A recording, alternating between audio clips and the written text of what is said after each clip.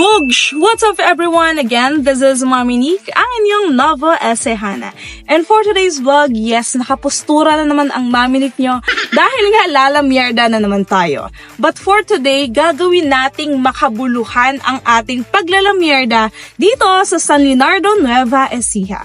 Dahil ngayong araw ay gagala tayo sa mga nagawa ng ating maalagang doktora, Doktora Maricel Natividad Naganyo. Kaya naman gumayak na kayo dahil gogora na tayo. Let's go! First stop natin ay ang matayog na gym na located sa Barangay Burgos, San Leonardo. Ang susunod naman at nasa itaas na bahagi ng video ay ang school gym ng Mambanan High School. Next stop naman natin ay ang multipurpose building sa Barangay San Bartolome. May naipagawa din ang maalaga kong doktora ng multipurpose building sa Tagumpay High School na located sa Barangay Diversion. Multipurpose building at dalawang palapag na gusali naman sa Barangay San Anton. Ilan pa lang yan sa napakadaming naipagawang establishmento ng maalaga kong doktora, Doktora Maricel Natividad Naganyo. Huwag kayong mag-alala dahil sa mga susunod na araw ay bibisitahin natin ang iba pang lugar dito sa San Leonardo at sa iba pang mga bayan dito sa District 4 para sama-sama nating makita ang mga proyekto at pangakong tinupad ng maalaga kong doktora, Doktora Maricel Natividad Naganyo. Bugsh! Nabitin kayo, no? Huwag kayong mag-alala dahil madami pa tayong gagalaan at lalamirdahan sa mga darating na araw.